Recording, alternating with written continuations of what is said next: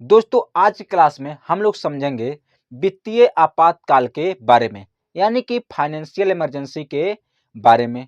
दोस्तों आपातकाल का यह तीसरा लेक्चर है। इसके पिछले दो लेक्चर में हम लोगों ने राष्ट्रीय आपातकाल यानी कि नेशनल इमरजेंसी जो अनुच्छेद 352 के तहत लगता है उसको एकदम डिटेल में, और फिर दूसरे लेक्चर में राष्ट्रपति आपातकाल जो यानी कि राष्ट्रपति शासन जो अनुच्छेद 356 में जिसकी चर्चा की गई है उसको हम लोगों ने डिटेल में समझा है। इस लेक्चर में हम लोग वित्तीय आपातकाल को डिटेल में समझेंगे और एकदम आसान भाषा में। तो दोस्तों हम लोग शुरू करते हैं आज का अपना लेक्चर जिसका नाम है वित्तीय आपातकाल। दोस्तों वित्तीय आपातकाल की जो चर्चा है वह भारतीय संविधान के अनुच्छेद 360 में किया गया है। अगर यह पूछ ले कि भाग पूछ ले किस भाग में, तो वह भाग होगा 18। भारतीय संविधान का जो भाग है वह 18 है। तो दोस्तों अनुच्छेद 360 कहता है कि वित्तीय स्थायित्व अथवा साख को खतरा होने पर, यानी कि वित्तीय स्थायित्व से मतलब है कि हमारे देश में पैसों की कमी होने पर, या हमारे देश में जो पैसे हैं वह बहुत कम बचे हैं जिससे देश चलाया जा सकता है। इसका सीधा सा मतलब है देश में पैसे की कमी होने के कारण राष्ट्रपति, इस बात को ध्यान रखिएगा, राष्ट्रपति मंत्रिपरिषद के परामर्श पर वित्तीय आपातकाल की घोषणा करते हैं। दोस्तों राष्ट्रपति अपने मन से नहीं करते हैं, यह मंत्रिपरिषद के परामर्श पर करते हैं। यहाँ पर एक चीज बच सकता है कि मंत्रिपरिषद और मंत्रिमंडल में वो दे सकता है कि मंत्रिमंडल के परामर्श पर करते हैं या मंत्रिपरिषद के। तो दोस्तों यहाँ पर सीधी सी बात है, मंत्रिपरिषद के परामर्श पर करते हैं। मंत्रिमंडल के परामर्श पर केवल अनुच्छेद 352 के तहत राष्ट्रीय आपातकाल लगता है। अनुच्छेद 352 मात्र एक अनुच्छेद है जिसमें मंत्रिमंडल शब्द का उल्लेख किया गया है, वो भी 44वें संविधान संशोधन द्वारा 1976 में किया गया था। दोस्तों वित्तीय आपातकाल लग जाने पर 2 महीने के भीतर संसद से अनुमोदन लेना होता है। दोस्तों अगर देश में वित्तीय आपातकाल मंत्रिपरिषद के परामर्श पर राष्ट्रपति लगा देते हैं, तो उस आपातकाल को यानी कि वित्तीय आपातकाल को 2 महीने के भीतर, जिस दिन से लगाया गया है उसके 2 महीने के भीतर संसद से अनुमोदन लेना होता है। यानी कि संसद में दोनों सदन आ जाते हैं, लोकसभा और राज्यसभा।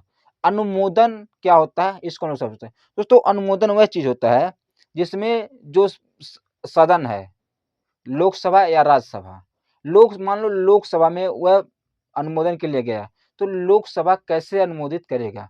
लोकसभा की कुल सदस्य संख्या का बहुमत, यानी कि लोकसभा में 545 सदस्य होते हैं, उसका बहुमत होता है 273, यानी कि आधा प्लस 1, 273 होता है लोकसभा का बहुमत।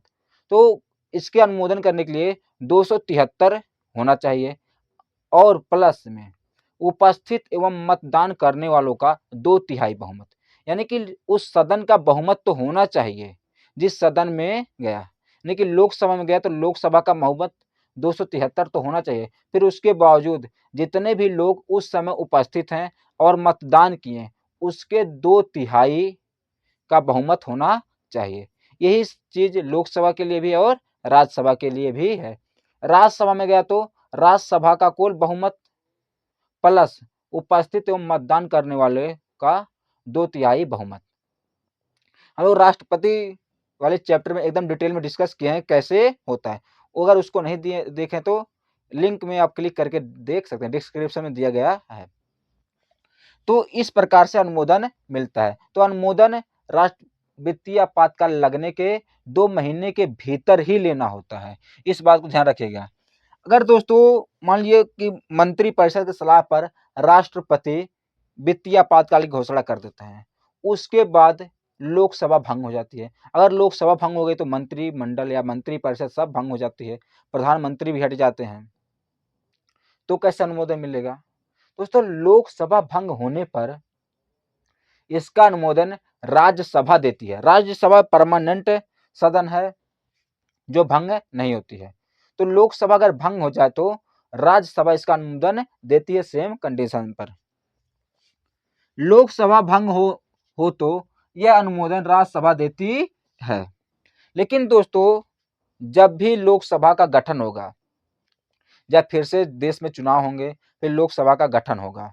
जब लोकसभा का गठन होगा, तो जब लोकसभा जो नई लोकसभा आएगी, लोकसभा के पुनर्गठन हो जाने पर इसकी पहली बैठक से 30 दिन के भीतर जो लोकसभा की नई बैठक होगी, दोस्तों जो नई लोकसभा बनेगी, उसके पहली बैठक से 30 दिन के भीतर लोकसभा से भी अनुमोदन लेना होता है। अगर दोस्तों 30 दिन के भीतर लोकसभा अनुमोदन नहीं देती है तो वित्तीय आपातकाल हट जाएगा।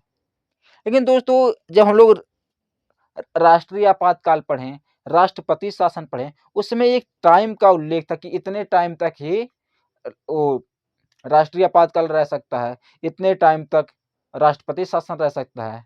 लेकिन दोस्तों, वित्तीय आपातकाल के अवधि के संदर्भ में संविधान मौन है। इसमें ये नहीं कहा गया कि वित्तीय आपातकाल 6 महीने रहेगा, 1 साल रहेगा, 2 साल रहेगा या कितनी साल रहेगा, इसके बारे में कोई उल्लेख नहीं है। इस संदर्भ में संविधान मौन है।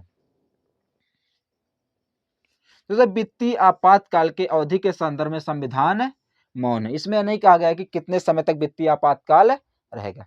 अब हम लोग समझ लेते हैं वित्तीय आपातकाल लग जाने के बाद क्या प्रभाव होता है। तो दोस्तों, इसका प्रभाव देखते हैं। पहला, अधिकारियों का वेतन कम किया जा सकता है। दोस्तों, जो देश में अधिकारी हैं उनके वेतन को कम किया जा सकता है आपातकाल लगने पर, यानी कि वित्तीय आपातकाल लगने पर अधिकारियों का वेतन कम किया जा सकता है। फिर दूसरा है, उच्चतम व उच्च न्यायालय के यानी कि सुप्रीम कोर्ट और हाई कोर्ट के न्यायाधीशों का वेतन कम किया जा सकता है। सुप्रीम कोर्ट और हाई कोर्ट के न्यायाधीशों का भी वेतन कम किया जा सकता है। फिर है, संघ सरकार राज्य को वित्तीय मामलों में निर्देश दे सकता है। यानी कि दोस्तों, संघ सरकार का शक्ति उस समय बढ़ जाता है कि राज्य के मामलों में कि वह निर्देश दे सकता है कि आप अपने पैसों को किस प्रकार से इस्तेमाल करेंगे। अगर देश में वित्तीय आपातकाल लगा है तो केंद्र सरकार यह निर्देश दे सकती है राज्यों को कि वित्तीय मामलों में कि आप किस प्रकार से अपने पैसों का इन्वेस्ट करेंगे, कैसे खर्चे करेंगे। फिर है, राज्य के धन विधेयक राष्ट्रपति की अनुमति से लागू होते हैं।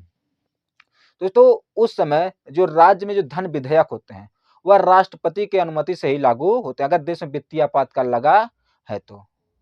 अगर नहीं लगा तो जैसे लागू तो वैसे रहेंगे। लेकिन अगर देश में वित्तीय आपातकाल लगा है तो जो राज्य के धन विधेयक हैं वह राष्ट्रपति के आदेश पर ही लागू होते हैं। सबसे इंटरेस्टिंग बात यह है कि अभी तक भारत में एक बार भी वित्तीय आपातकाल नहीं लगा है। अभी तक दोस्तों भारत में एक भी बार वित्तीय आपातकाल नहीं लगा है।